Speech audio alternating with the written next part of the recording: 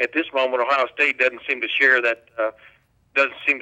conviction. I mean, obviously they're not saying anything on the record or anything like that, but they think they did a pretty decent job of looking into this situation in the first place when it came to a head back in January, and they even had NCAA investigators help them with their initial investigation of Jim Tressel, and then found him in essence guilty of a violation of bylaw 10.1, the ethics bylaw at the heart of the NCAA attempt to keep things amateur, so to speak, and he's in essence accused of not being forthright, etc. And now the notice of allegations that they got back on Monday pretty much was a repeat of what they had sent the NCAA, but of course when they send you the notice of allegations, then they want you to answer certain questions, clarify certain things. I like to call it like a mail-in IRS audit. Yeah. You better be accurate, and you better be to the point. And what's standing out, though, is that Ohio State is the notice of allegations also included a cover letter where they gave them instructions, but also informed them that they are expected to appear in front of the Committee on Infractions on August the 12th, and instead of just sending stuff in, by mail, and just a mail summary is not going to suffice. And Ohio State, of course, because of its situation with its basketball program back in the mid 2000s, was put officially on a probation on March the 8th, 2006, and as you know, those carry like a 5-year window during which if another major violation in any sport in your athletic program comes up, you could be termed a repeat violator program by the NCAA, and they fall under that purview right now. Whether they will in fact be defined as that remains to be seen. Will be pretty much determined by the Committee on Infractions. But if they're determined to be a repeat violator of the major consequences could be, they could get a little deeper in their investigation and also take away some things like scholarships, etc. But right now, I think Ohio State is confident that things are going to go well for them and not poorly. We've got Tim May on the phone from the Columbus Dispatch joining us here tonight.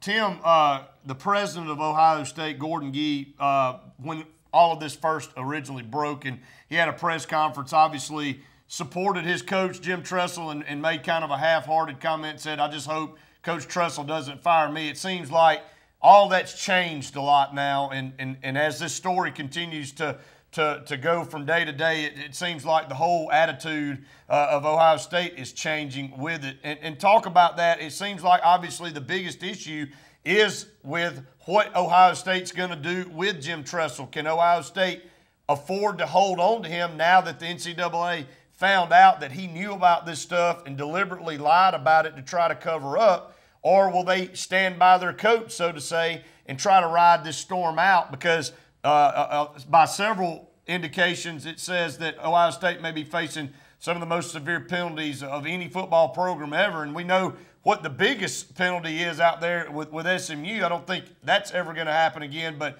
a lot of people feel like this could be very bad for Ohio State if they hold on to Jim Tressel.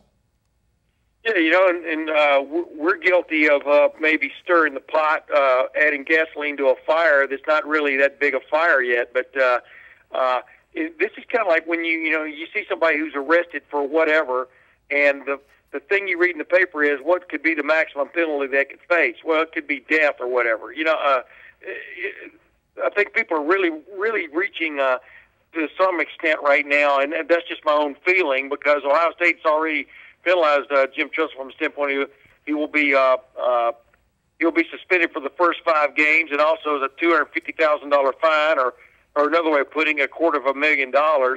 Those are both unprecedented that I can find for a major college head football coach. Then past that, addressing what you just said about the university, I mean, you got to separate Robert Smith and Kirk Herbstreit and people like that from the university, from the standpoint of like I said a while ago, the stuff that they got, notice of allegations they got back from the NCAA on Monday was pretty much a repeat of what they had turned in on themselves back in March. And Gordon Gee, when he made his comment, matter of fact, he was responding to a question I'd asked him: Did you at all consider dismissal for Jim Tressel because obviously he has that in his contract that if a major violation occurs, he can be, not will be, or absolutely will be, but can be dismissed. And he said, "Are you kidding me? I just hope he doesn't dismiss me." And that was probably a flip comment he'd like to have back from the standpoint of how it made him look around the country. But this is a president who really likes his head coach because for a lot of reasons, and not just because he's beaten Michigan 9 out of 10 times. He's done a lot of big things for the community and the university, and helped raise millions of dollars for the cancer hospital and the renovation of the library. Those are just some examples. He's upgraded big time the academic situation with the football team, made guys much more accountable over his 10 years. There are a lot of positive, big time positive things that both Gordon Gee and Gene Smith said don't rise. This particular incident doesn't rise to them letting him go.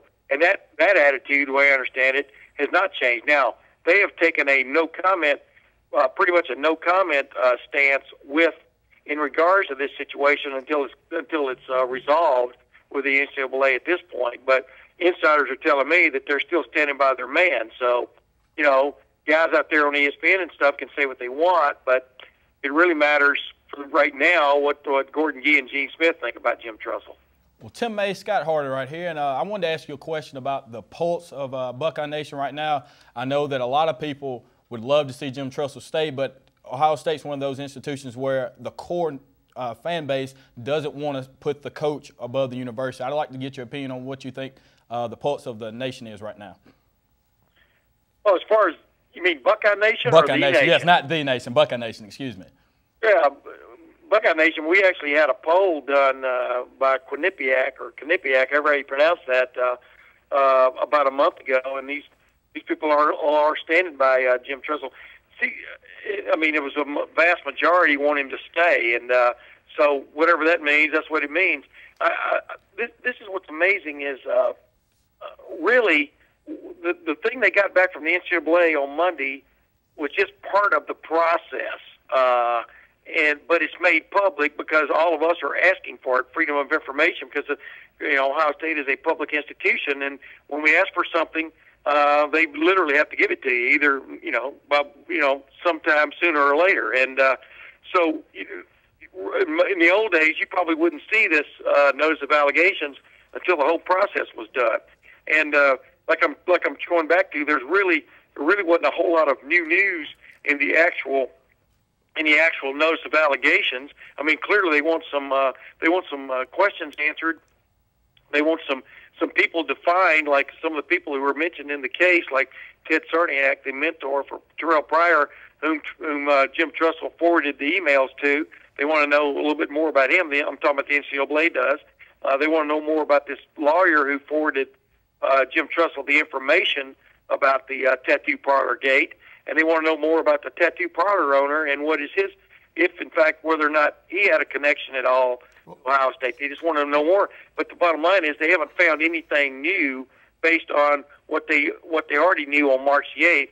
And everything that came out yesterday, Ohio State and the NCAA already knew anyway. So it's new to us and it's new to you guys, but it's not new to people who are, in essence, looking at this case. Well, Tim, a couple more things, and one, are we even having this discussion if Tressel's just up front? I mean, I know he's prided himself on being, one of the upstanding integrity, stand for everything that's good. If he just goes to his compliance officer and said, "Look, I just found out about this," I mean, is this even really as big a deal as it's come out now? Because it seems like, again, I go back, the whole situation revolves around him. I mean. Now the president has been made to look like he's standing up for a liar, which basically that's what Jim Tressel has done, is he's bold-faced lied and tried to cover things up. I think he grew this thing into a bigger situation than really what it should be. Yeah, and it goes back to like we were talking about in April. If he had run those emails down in his compliance office and/or his athletic director and said, "Hey, you know what's up?" At least gotten them in the loop on it, then it would have absolved him, for example, of any responsibility from the standpoint of keeping it to himself, obviously. And then on top of that, like you said, if the action's not happening in the first place, you never would have gotten the email, you know. So it really goes back to the original crime. But you're exactly right. Usually, just like in Watergate, the crime wasn't Watergate. The crime was, you know, the big deal was them trying to act like there was no connection to Watergate. So I mean, with Nixon, et cetera. So it's always a cover-up to get you in deeper trouble, even with the IRS. You know, if you just are man up, you pay a certain amount. If you don't man up, and you go to the audit, then you pay a hell of a lot more, and your reputation takes a hit. Well, I agree, Tim, and a couple more things that I want to conclude with. That leads me into my next deal. There was an ESPN analyst today that had a comment that really hit me like a ton of bricks, and we've already discussed it on tonight's show. The thing he said is, now we will find out if Ohio State is more concerned with having a clean program or a winning program. And that basically, that's a mouthful there. And basically what that tells me is that you can't have a clean program and a winning program. And to me, that's what Jim Tressel was doing. He was trying to do whatever he could to save the current state of the Ohio State program, because he knew if he went and turned this stuff in that there were going to be consequences to pay, and he tried to hide it, sweep it on the rug, hope it went away. But, you know, so is 25, 30, maybe 40 other schools in this country probably doing the same exact thing, Tim. Yeah, I know, man. I grew up in Alabama and Texas, and you know, I'm a huge Alabama fan. Roll Tide, and you know, they obviously have paid heavy prices in the last 15 years for actually going back to the 90s. You know, for stuff that happened with them. But you're exactly right. But you know, Jim Tressel said he did it because for many reasons, and you know, there was a federal investigation involved with this. You know, whether there were all kinds of things kind of weighing on him at that point, but he was also worried about his players. You know, we can sit here and poo-poo that and say, no, he wasn't, but the people he actually contacted, it did appear that follows through. The Ted Sarnett guy is the one guy that Terrell Pryor will listen to, for example, and basically he was trying to get through to this kid, you know, you're screwing up. Now, we don't know exactly. You know, we're taking Jim Tressel at his word there. Who knows? What was his intention clearly, or basically just to keep these guys eligible for the 2010 season, because that was a team that was rated number 2 in the country, if you remember, behind Alabama. Oh, yeah. The year. And but bottom line is, if they turned them in, like you said last April, these guys had been like an A.J. Green case. Some of these guys might have missed 2 or 3 games. Some of them might have missed 1. Instead, you know, the thing festered. They're missing the first 5 games. Their head coach is missing the first 5 games, and who knows what else. So that's what you that's what happens. That's a tangled web you weave when first you just do deceive. Well, Tim, real quick before we let you go, we got about in about a minute. Sum up what you think is going to be the ultimate end, in your opinion, for Ohio State. You know what? I really don't even like to hazard a guess on that. I will just say this though. I think if nothing else pops between now and July, when they have to send in their report, and nothing else pops in terms of Jim Tressel and any other participation in that regard, I really think 5-game suspension and a $250,000 fine is pretty substantial. One of the things they found was Ohio State was not culpable from an institution standpoint, that there were no one else involved in the athletic department in this deal, which pretty much takes them off the hook from an institutional lack of institutional control situation. I think if it doesn't reach that point, then you know they might end up having to vacate games last year, but I don't think it goes much deeper than that, because these players are already missing the first 5 games. The players who were involved have already been found guilty and missing the first 5 games of the year, and so is their head coach. Well, Tim, I agree with you, and I do agree with the findings that one guy telling a lie or telling lies to try to cover something up doesn't necessarily constitute lack of institutional control. But, Tim, been great having you on the show. Appreciate you taking time out to be part of the show. Hey, Brett, I enjoyed it. Call me anytime, man. Look forward to it. Thank you so much, Tim. Get out there on the lake and catch some bass now. See you, man. I'm looking forward to it. Thanks, Tim.